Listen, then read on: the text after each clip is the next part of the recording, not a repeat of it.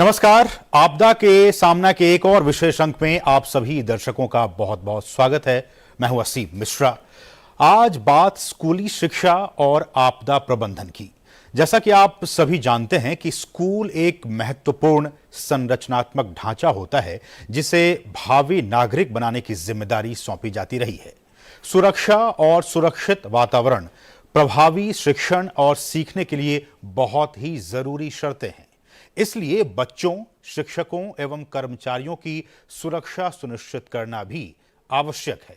सुरक्षित स्कूलों का उपयोग दोहरे उद्देश्यों के लिए, मसलन आपातकाल के दौरान निकासी केंद्र या फिर राहत शिविर के तौर पर भी किया जा सकता है।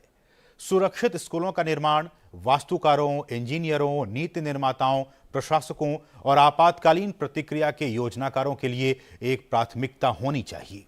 सभी सार्वजनिक सुविधाओं के बावजूद भी स्कूलों में बच्चे आपदाओं के दौरान सबसे अधिक संवेदनशील होते हैं।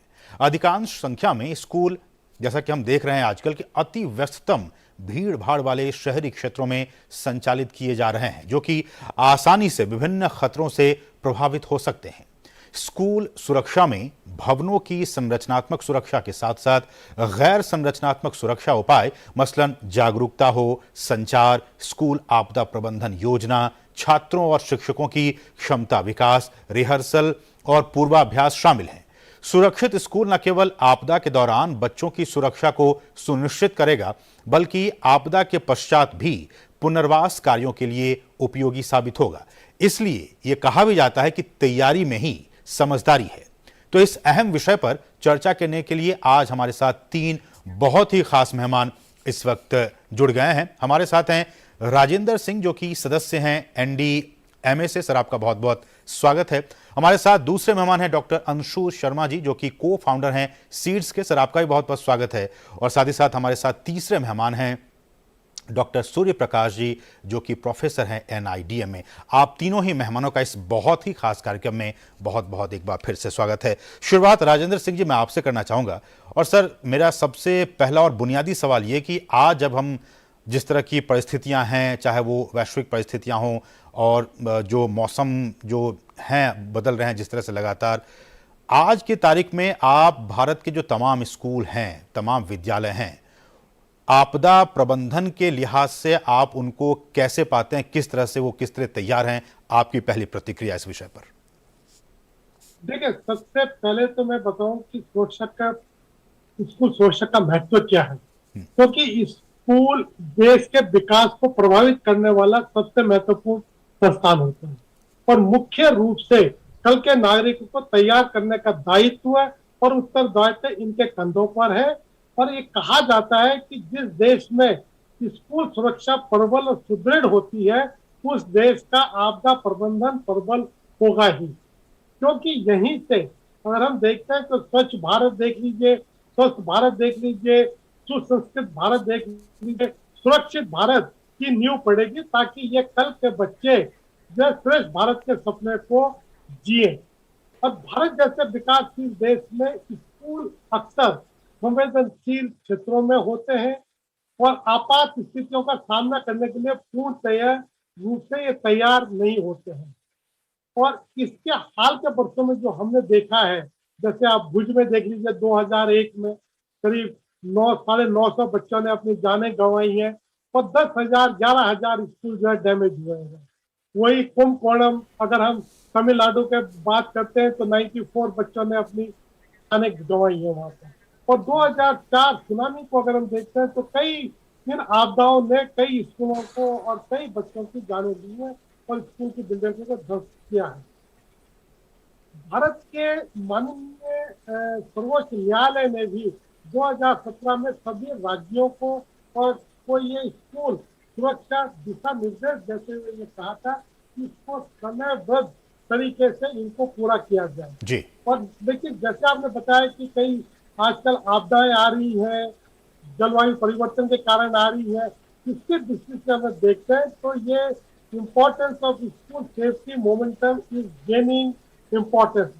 अगर हम देखते हैं कि इसमें स्कूल सुरक्षा का महत्व बढ़ता जा रहा है, क्योंकि आपदाएं चाहे वो प्राकृतिक हो चाहे वो मानव निर्मित हो, दोनों ही रही है और ये बच्चे, शिक्षक, कर्मचारी जो लोग हैं, जो अधिकांश समय अपना जो स्कूलों में बिताते हैं, उनके लिए ये बहुत जरूरी होता है हम्म। कि सुरक्षा वर्तमान स्वरूप में अंदर और बाहर दोनों को ही इसमें मुद्दे इसमें शामिल है। और ठीक। इनके ऊपर बहुत गठन जो है, बहुत कार्य जो है एनडीए में कर रहा है, जिसकी मैं आगे जाके आपको जानकारी दूंगा। ठीक। डॉक्टर अंशु शर्मा, मैं आपके पास आना चाहूंगा, और जैसा कि राजेंद्र सिंह ने कहा कि जिस तरह की तैयारियां हैं, आपकी पहली प्रतिक्रिया तो कि लगातार जिस तरह के बदले हुए हालात में हमारे स्कूल्स हैं, उनके स्ट्रक्चर्स हैं, और जिस तरह कभी कभी घटनाएं आ जाती हैं साउथ दक्षिण भारत से, कभी पहाड़ी इलाकों से, इस तरह खबरें आती रहती हैं, इन तमाम स्थितियों परिस्थितियों को देखते हुए आपकी प्रतिक्रिया, किस तरह की तैयारियां होनी चाहिए स्कूल के स्तर पर और प्रशासनिक स्तर पर भी?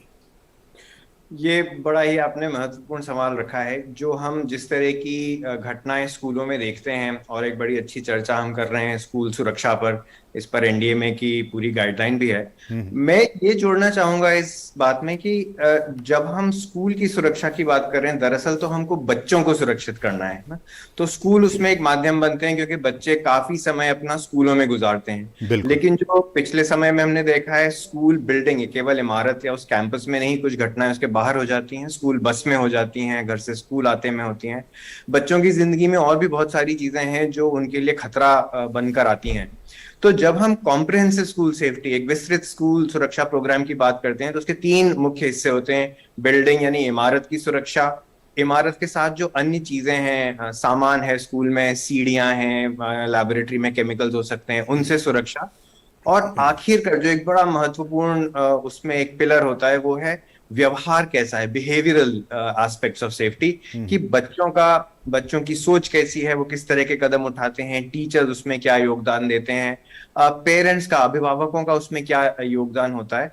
तो इनकी सोच जो है, कुछ मायनों में हमको ऐसा भी लगता है कि वो इमारतों की सुरक्षा से बढ़कर नहीं तो कम से कम बराबर तो है, कि हम अपनी सोच कैसे बदलें। लेकिन डॉक्टर अंशु, सामान्यतया ये देखा गया है, हम आप इस बहुत ही अहम विषय पर बातचीत कर रहे हैं, लेकिन ऐसे मुझे लगता है कि बहुत सारे स्कूल होंगे, हजारों की तादाद में स्कूल होंगे, जहां के कि बच्चों को तो छोड़िए, वहां के टीचर्स को इस एनडीएमए के तरफ से जो प्रोग्राम्स चलाए जाते हैं स्कूलों में, किस तरह की सुरक्षा स्थितियां होनी चाहिए, उसको लेके वो जानकारी नहीं होती है। अगर टीचर्स को जानकारी नहीं होगी तो फिर बच्चों तक ये कैसे जानकारी पहुंचेगी?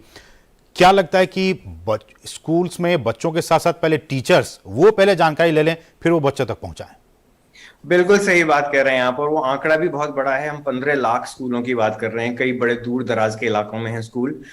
जिस तरह के माध्यम से आज हम ये चर्चा कर रहे हैं, मेरे ख्याल से ये किताबों से कहीं ज्यादा महत्वपूर्ण है जागरूकता लाने के लिए। अगर उत्साह बढ़ेगा, उत्सुकता बढ़ेगी, तो टीचर भी, बच्चे भी और पेरेंट्स भी, जो माता पिता हैं, वो भी इसके बारे में जानकारी लेने का खुद से प्रयास करेंगे। हमारा उद्देश्य है कि हम उसको एक सप्लाई बनाएं जानकारी की, इसके बजाय लोगों में उसके लिए महत्वपूर्ण वो है ये अपने विचार आए। और उसमें भी जैसा आपने बोला, टीचर्स का रोल बहुत इंपॉर्टेंट है, क्योंकि वो तो बच्चों में इस जिज्ञासा की चिंगारी जलाते हैं। पर हम दूसरा काम ये करते हैं, हम स्कूल से बाहर निकल के पेरेंट्स तक, घरों में जाते हैं, हम जो उनके बड़े बुजुर्ग हैं उनसे बात करते हैं, क्योंकि जब तक माता पिता ये मांग नहीं रखेंगे और ये विचार नहीं करेंगे ना, आप जब बच्चे को लेके घर से निकलते हैं, सड़क पार करते में आप उसे सिखाते हैं कैसे सुरक्षित रहना है। अगर आप मेले में जाते हैं, आप उसका हाथ थाम के रखते हैं, उसको सिखाते हैं। पर जब आप उसको स्कूल की बस में बैठाते हैं या भेजते हैं, तब आपके मन में एक डर सा बैठा जब तक बच्चा वापस ना आ जाए। बिल्कुल। तो किस प्रकार उस पूरे योजना में बच्चों से शुरू करके हम इस बात को आगे बढ़ाएं। बल्कि इसमें कुछ समय पहले संयुक्त राष्ट्र की तरफ से एक बड़ी अच्छी पुस्तक भी निकली थी, भारत का उसमें योगदान रहा था, जिसका टाइटल था let our children teach us, यानी कि हम अपने बच्चों को हमें सिखाने दें। बच्चों में इतनी उत्सुकता है और वो इतनी जल्दी सीखते हैं, हमसे बड़ी आगे बढ़ते हैं। ठीक है, तो वहां पर ठीक है। डॉक्टर सूर्य प्रकाश, मैं अब आपके पास आना चाहूंगा, और मुझे ये जानकारी मिली है डॉक्टर सूर्य प्रकाश की एनआईडीएम की तरफ से एक कोई खास स्कूल सुरक्षा कार्यक्रम है, उसको लेकर कोई मॉड्यूल है जो कि एनआईडीएम की तरफ से तमाम स्कूलों में चलाया जाता है, ताकि बच्चे सीख सके और उनका क्षमता विकास हो सके।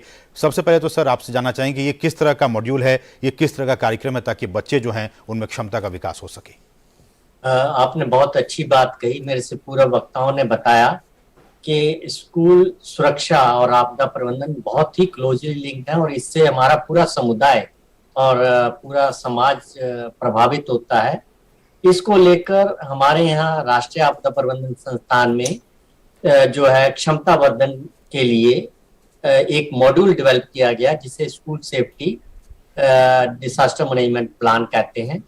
उसमें हम लोगों ने जैसे टीचर्स हैं उनको ये बताया, जो प्रिंसिपल्स हैं, वाइस प्रिंसिपल्स हैं, टीचर्स हैं, स्टाफ हैं, मैनेजमेंट हैं, कि आप किस तरह से अपने जो विद्यालयों में आपदा प्रबंधन कर सकते हैं, किस तरह से आप जो है बच्चों को इन्वॉल्व कर सकते हैं और बच्चों की सुरक्षा उसमें प्राथमिकता दी जाती है और बच्चों की सहभागिता और साझेदारी के साथ स्कूल में आपदा प्रबंधन को निभाया किया जाता है जी। जैसा कि हमारे अंशु जी कह रहे थे कि स्कूल के जो बच्चे हैं वो एक तरह के हमारे एम्बेसडर्स हैं। एक बार उनके मन में दिमाग में एक बात बैठ जाती है कि हमें आपदाओं को चिन्हित करना है और उनसे सुरक्षित बनना है, तो ये जो संदेश है वो अपने घर तक लेके जाते हैं और सबके साथ साझा करते हैं और ये इंश्योर करते हैं कि ये इम्प्लीमेंट हो। तो स्कूल सेफ्टी कैंपेन्स बहुत सारे चलाए गए हैं। ट्रेनिंग प्रशिक्षण के अलावा हम लोग exhibitions, campaigns, painting competitions, slogans, poems, इस तरह की भी काफी सारी एक्टिविटीज करते हैं स्कूल्स के साथ मिलके, ताकि बच्चों को उसमें जागरूक किया जा सके और इन्वॉल्व किया जा सके। डॉक्टर सूर्य प्रकाश और आप तीनों मेहमान से मैं ये बात कहना चाहता हूं कि ये वाकई बहुत ही गंभीर विषय है और इस विषय पे जो कि आप तीनों मेहमान हमारे साथ जुड़े हुए हैं और जब इस प्रोग्राम को लोग देखेंगे बहुत जागरूक होंगे और अपने अपने बच्चों को भी समझाने की कोशिश करेंगे।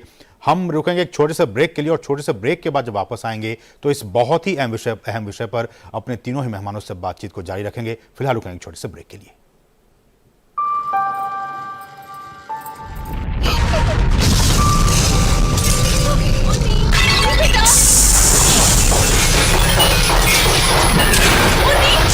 तकनीकी सलाह लेकर घर बनाया, इसलिए ये सलामत है, वरना आज ही अपना भूकंप जोन जानिए और किसी स्ट्रक्चरल इंजीनियर से सलाह लीजिए। भूकंप में घर सुरक्षित तो आप सुरक्षित। आपके हित में तत्पर एनडीएमए।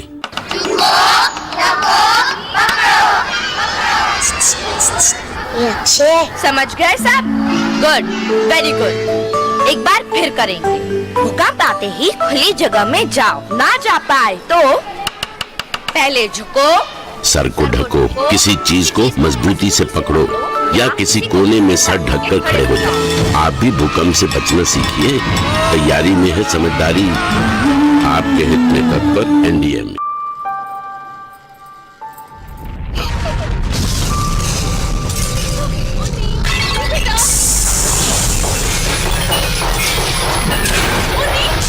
तकनीकी सलाह लेकर घर बनाया, इसलिए ये सलामत है, वरना आज ही अपना भूकंप जोन जानिए और किसी स्ट्रक्चरल इंजीनियर से सलाह लीजिए। भूकंप में घर सुरक्षित तो आप सुरक्षित। आपके हित में तत्पर एनडीएमए।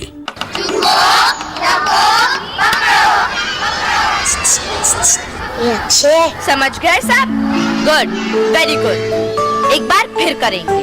भूकंप आते ही खुली जगह में जाओ, ना जा पाए तो पहले झुको, सर को ढको, किसी चीज को मजबूती से पकड़ो या किसी कोने में सर ढककर खड़े हो जाओ। आप भी भूकंप से बचना सीखिए। तैयारी में है समझदारी। आपके हित में तत्पर एनडीएमए। और ब्रेक के बाद आपका फिर से स्वागत है। आप देख रहे हैं बहुत ही हमारा खास कार्यक्रम। आज हम बात कर रहे हैं स्कूली सुरक्षा और इस आपदा प्रबंधन की हम बात कर रहे हैं और हमारे साथ तीन बहुत ही खास मेहमान इस पर जुड़े हुए हैं। हमारे साथ हैं राजेंद्र सिंह जी जो कि सदस्य हैं एनडीएमए से। हमारे साथ दूसरे मेहमान डॉक्टर अंशु शर्मा हैं जो कि को फाउंडर हैं सीड्स के, और साथ ही साथ हमारे साथ तीसरे मेहमान डॉक्टर सूर्य प्रकाश जो कि प्रोफेसर हैं एनआईडीएम से। सर, मेरा अगला सवाल राजेंद्र सिंह सर आपसे होगा। और जैसा कि एनडीएमए की तरफ से हम भी आपने दिखाया कुछ खास जो संदेश देने की कोशिश की गई एनडीएमए की तरफ से, उसमें यह कहा गया कि आप अपने भूकंप जोन को जानिए और जब आप घर बनाएं तो स्ट्रक्चरल इंजीनियर से भी कांटेक्ट कीजिए। मेरा सवाल ये इन दोनों तथ्यों को स्कूल के संदर्भ में है। क्या जब हमारे सरकारी स्कूल या प्राइवेट स्कूल बनते हैं तो क्या वो भूकंप जोन को समझते हैं उससे पहले कि कहाँ बनना चाहिए, कहाँ नहीं बनना चाहिए? क्या स्कूल बनाने से पहले हमारे जो उनके जो मैनेजमेंट की कमेटी है वो स्ट्रक्चरल इंजीनियर से वो कांटेक्ट करते हैं? क्या इन चीज़ों को जो बहुत ही बेसिक चीज़ें हैं इनका ख्याल रखा जाता है? देखिए, इसमें आपने बहुत अच्छा किया है जो नेशनल पॉलिसी हमारी है, डिजास्टर मैनेजमेंट पॉलिसी जो 2009 में आई है, इसमें पहली बार हमने जो है संरचनात्मक और गैर संरचनात्मक सुरक्षा की आवश्यकता पर जोर दिया है। और इसमें हमने जो जो कहने के लिए हमने सारे राज्यों के लिए कहा है कि जहां भी आप स्कूल या हॉस्टल बिल्डिंग बच्चों के लिए बनाते हैं, इसका कम से कम भूकंप प्रतिरोधी सुविधाएं और सभी जो है जितने भी स्कूल और हॉस्टल बना रहे हैं, इसमें अग्नि सुरक्षा के उपायों से पूरी तरह से लैस है। और इसके लिए केंद्रीय व राज्य माध्यमिक शिक्षा बोर्ड के माध्यम से आपदा प्रबंधन के विषय को शामिल करने के लिए भी इसको कहा गया है।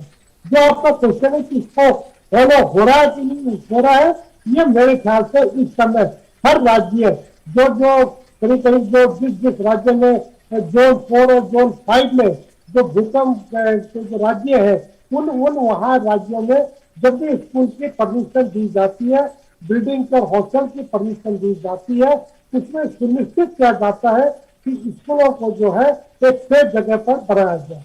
और इसके साथ ही एनडीए ने जो 16,000 में राष्ट्रीय सेफ्टी पॉलिसी गाइडलाइन जो इशू की है, उसमें भी इस बात पर बहुत जोर दिया गया है कि सब लोग मिलजुल करके एक साथ इस चीज के ऊपर ध्यान दें और जहां जहां हो सकता है उन जगहों पे स्कूल का निर्माण ना कराएं।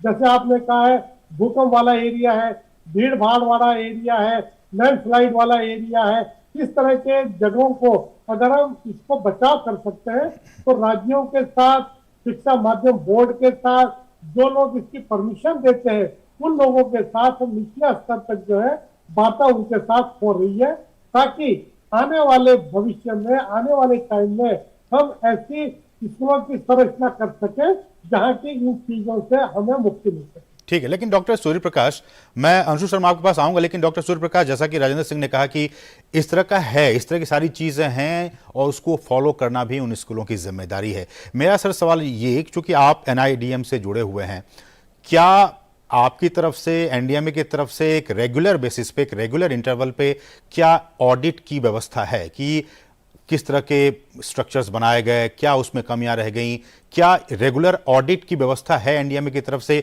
देश भर के तमाम स्कूलों के लिए? इतने रिसोर्सेज हैं आपके पास? देखिए, विद्यालयों का जो स्ट्रक्चरल ऑडिट का बात है, वो रिस्पेक्टिव स्टेट्स के जो अपने एजुकेशन डिपार्टमेंट्स होते हैं उनके तहत होता है।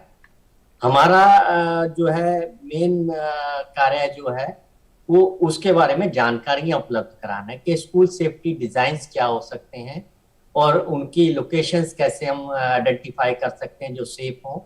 जैसा कि आपने अभी चर्चा की कि कुछ स्कूल ऐसी जगहों पर जहां बहुत ही आपदा होने की संभावनाएं होती हैं। बिल्कुल। उसका आपको उदाहरण दूंगा कि उत्तराखंड में एक कपकोट तहसील है पिथौरागढ़ में, वहां पर एक स्कूल था शुमगढ़ में, वहां पर 18 अगस्त 2010 में एक भूस्खलन हुआ और 35 बच्चे उसमें जो है उससे प्रभावित हुए, जिसमें से 18 की डेथ हो गई। ये 18 अगस्त 2010 की बात है।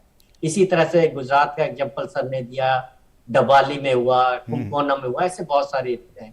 तो इन सब के होने के बाद बहुत सारे जो हमारे एजुकेशन डिपार्टमेंट्स हैं वो जागरूक हुए हैं और उन्होंने ऐसी गाइडलाइंस दी है कि आप अगर नया विद्यालय का निर्माण करते हैं तो सारी आपदा सुरक्षित उपाय और जितने भी डिजाइन प्रणालियां हैं उनका इस्तेमाल करेंगे और उसको फॉलो अप करेंगे।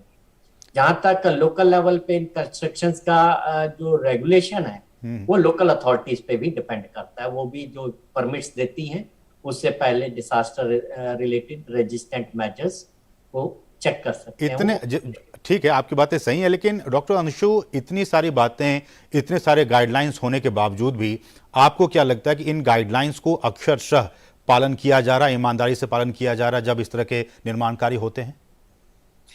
मेरा ये मानना है कि काफी ईमानदारी से प्रयास हो रहा है, देश भर में हो रहा है, सभी राज्य सरकारें जुड़ी हैं उसमें, सभी विभाग जुड़े हैं।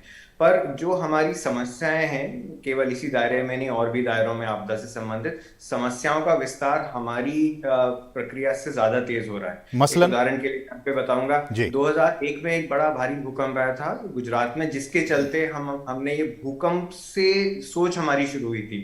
और आज भी हम जब स्कूल सुरक्षा की बात करते हैं तो हम भूकंप की तस्वीरें हमारे जहन में आती हैं, हम उस पर कोड्स निकालते हैं। पर इन सालों में हमने देखा कि बाढ़ों ने नुकसान किया बच्चों को, तूफानों ने किया, आग लगी, टेरर अटैक्स हुए, जल वायु प्रदूषण से नुकसान हो रहा है, अब्यूज शोषण के केसेस आ रहे हैं। तो केवल एक स्ट्रक्चरल कोड बनाने से बच्चे सुरक्षित हो जाएंगे ये मानना भी अपने आप में पूरा नहीं है जी। आपका प्रश्न सही है कि हम उसको कैसे इम्प्लीमेंट करें, पर हम उसको और होलिस्टिक तरीके से और विस्तृत तरीके से इम्प्लीमेंट करेंगे तो वहां हमारी सोच थोड़ी लगनी जरूरी है। नहीं, तो ये सारी बातें जो आप कह रहे हैं, क्या आप मैनेजमेंट से या एनडीएमए के अधिकारियों को ये सारे सुझाव देते रहे हैं, या फिर कोई ऐसी एजेंसी है, स्वतंत्र एजेंसी, जो इस तरह के सुझाव देती हो एनडीएमए को? नहीं, बहुत बहुत सारी एजेंसीज हैं। तो एनडीएमए को मैं ये पूरा क्रेडिट दूंगा कि पिछले कई वर्षों से ये प्रक्रिया चल रही है। जो स्कूल सेफ्टी गाइडलाइंस भी निकले हैं उसमें हम सब, बहुत सारी स्वयंसेवी संस्थाएं, टेक्निकल इंस्टीट्यूशंस, देश भर के आईआईटी एनआईटी जुड़े हैं, तब जाकर के ये सोच बनती है।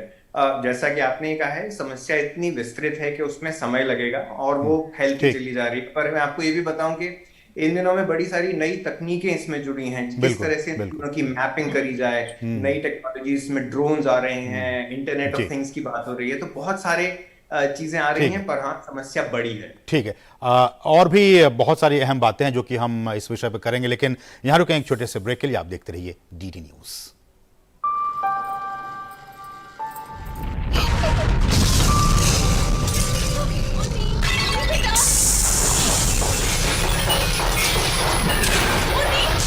तकनीकी सलाह लेकर घर बनाया, इसलिए ये सलामत है, वरना आज ही अपना भूकंप जोन जानिए और किसी स्ट्रक्चरल इंजीनियर से सलाह लीजिए। भूकंप में घर सुरक्षित तो आप सुरक्षित। आपके हित में तत्पर एनडीएमए।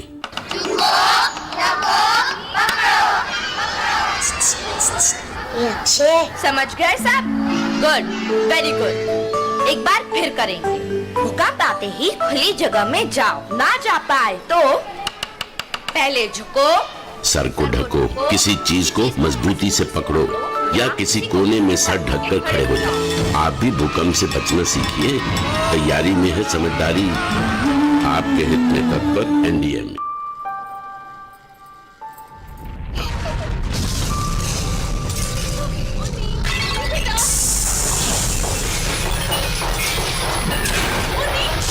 तकनीकी सलाह लेकर घर बनाया, इसलिए ये सलामत है, वरना आज ही अपना भूकंप जोन जानिए और किसी स्ट्रक्चरल इंजीनियर से सलाह लीजिए। भूकंप में घर सुरक्षित तो आप सुरक्षित। आपके हित में तत्पर एनडीएमए।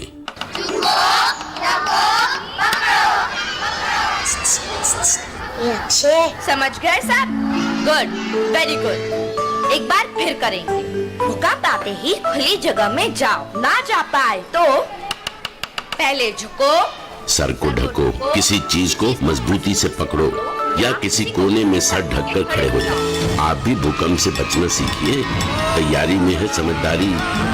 आपके हित में तत्पर एनडीएमए। और ब्रेक के बाद आपका फिर से स्वागत है। आप देखा हमारा विशेष कार्यक्रम आपदा का सामना, और आपदा के सामना के इस अंक में हम बात कर रहे हैं स्कूली सुरक्षा की। राजेंद्र सिंह जी, सर मैं आपके पास आना चाहूंगा, और मेरा सवाल ये कि देखिए, इसमें कोई दो राय नहीं है कि आप एनडीएमए के सदस्य हैं, और आपकी द्वारा एनडीएमए की तरफ से बनाई गई जो नीतियां हैं, उन नीतियों का प्रभाव लाखों बच्चों के भविष्य पर, उनके जिंदगानी पर पड़ते हैं। मेरा सवाल ये कि आने वाले दिनों में, चूंकि हमारे पास टेक्नोलॉजी का विस्तार होता जा रहा है, हमारे पास ड्रोन है, तमाम टेक्नोलॉजी हैं, तकनीकें हैं, भविष्य की इमारत, भविष्य के स्कूल कैसे हों, इस क्लासरूम्स कैसे हों, और किस तरह से उनकी सुरक्षा और संरक्षा सुनिश्चित की जा सके हमारे लाखों बच्चों की, इस दिशा में एनडीएमए किस तरह से सोच रहा है, किस तरह से उसकी प्लानिंग है भविष्य के लिए? देखिए, भविष्य के लिए जहां तक बात है, 2011 में हमने एक स्कीम शुरू की थी, राष्ट्रीय स्कूल सुरक्षा परियोजना जी, और ये 22 राज्यों में 43 डिस्ट्रिक्ट में शुरू हुई थी, और हर डिस्ट्रिक्ट से 200 स्कूल हमने इसमें चिन्हित किए थे, और 200 स्कूल में ये पाठ्यक्रम पढ़ाया गया, उनको ट्रेनिंग दी गई, उनको साथ लिया गया, और इस तरह पूरे इन 22 राज्यों में 43 डिस्ट्रिक्ट में करीब 8,600 स्कूलों को हमने अपने से जोड़ा है। और इन स्कूल में हर जिले में 500 टीचर हमने तैयार किए हैं, जो कि इंस्ट्रक्टर के रूप में जो है आपदा के लिए क्या करते हैं इसमें, और ये सिर्फ भूकंप के लिए था, जोन 4 और जोन 5 के लिए। जी। इसमें इन स्कूलों में हमने हर जिले में एक स्कूल को रेट्रोफिटिंग भी उसमें की है कि अगर कोई स्कूल की बिल्डिंग कमजोर है और उसमें उस चीज का ध्यान नहीं रखा गया है कि ये भूकंप का झटका सहन कर पाएगी कि नहीं, उसमें रेट्रोफिटिंग की है। लेकिन उसके 199 स्कूलों को हमने बुलाया है, उनको दिखाया है कि रेट्रोफिटिंग के क्या फायदे हैं और उसको कैसे करते हैं। तो ये सब चीजें हैं। और इसके साथ 2017 में एक जो संयुक्त निगरानी समिति भी हमने गठन की है, और ये सारी समग्र जो प्रगति है इसमें स्कूल सेफ्टी के लिए, इसके हर तिमाही में बैठक होती है। इसमें शिक्षा मंत्रालय के भी लोग हैं, राज्यों के मंत्री लोग इसमें, राज्यों के सेक्रेटरी लोग इसमें है, एनजीओ लोग इसमें है, इंडिया में के लोग हैं। तो हर तिमाही में हम बैठते हैं और इस पर चर्चा होती है कि स्कूल सेफ्टी क्या क्या इसमें नए मापदंड है और नई आपदाओं से लड़ने के लिए कैसे अपने को तैयार करना है। तो सब इसमें जो है डिस्कस होता है और फ्यूचर की प्लानिंग हम लोग करते हैं। डॉक्टर सूर्य प्रकाश, समय कम है, मेरा सवाल ये कि जैसा कि राजेंद्र सर ने कहा कि जोन के हिसाब से स्ट्रक्चरल चीजें होती हैं, मेरा सवाल ये कि क्या जो डिजास्टर सेंसिटिव इलाके हैं और जो नॉन डिजास्टर सेंसिटिव इलाके हैं, इन दोनों ही इलाकों में जब बुनियादी संरचनाएं बनती हैं, किन बुनियादी बातों का ख्याल रखना चाहिए या फिर रखा जा रहा है? देखिए, जहां आपदा संवेदनशील क्षेत्र हैं, उनमें वहां होने वाली संभावित आपदाओं के दृष्टिकोण से सभी तरह के जो निर्माण कार्य है वो होने चाहिए। निर्माण कार्य तो एक अपनी प्रस्तुति है, परंतु इसके अलावा जो बने हुए निर्माण है, ऑलरेडी एग्जिस्टिंग है, उनमें हमें तैयारियां करनी चाहिए कि खतरों से हम जो है अपने को सुरक्षित बना पाए। तो उसके लिए जागरूकता बहुत जरूरी है। और इसके लिए जो हमारा राष्ट्रीय आपदा प्रबंधन संस्थान है, उन्होंने यूएन की एक ऑर्गेनाइजेशन यूनिसेफ, उनके साथ मिलकर एक चाइल्ड सेंट्रिक DRR सेंटर बनाया है, जिसमें हम लोग इसी तरह की जो जानकारियां हैं, ठीक है सर, कि किस तरह से आपदा संवेदनशील क्षेत्रों में या आपदा से जो कम संवेदनशील है निर्माण करें, सुरक्षित रहें, या कौन कौन से उपाय क्या करें क्या ना करें। चलिए, बहुत बहुत शुक्रिया, बहुत बहुत शुक्रिया। बहुत ही अहम बातें आप तीनों मेहमानों ने कही। बहुत बहुत शुक्रिया। राजेंद्र सिंह जी, सदस्य NDA में, आपका बहुत बहुत शुक्रिया हमारे साथ जुड़ने के लिए। डॉक्टर अंशु शर्मा, हमारे साथ जुड़ने के लिए बहुत बहुत शुक्रिया। और साथ ही साथ डॉक्टर सूर्य प्रकाश, आपका भी बहुत बहुत शुक्रिया हमारे साथ जुड़ने के लिए और इन महत्वपूर्ण बातों को हमारे साथ साझा करने के लिए। तो इस विशेष कार्यक्रम में आज बस इतना ही। एक अगले कार्यक्रम में आपसे फिर मुलाकात होगी, एक अलग विषय के साथ, एक अहम विषय के साथ। फिलहाल हमें दीजिए अनुमति। नमस्कार।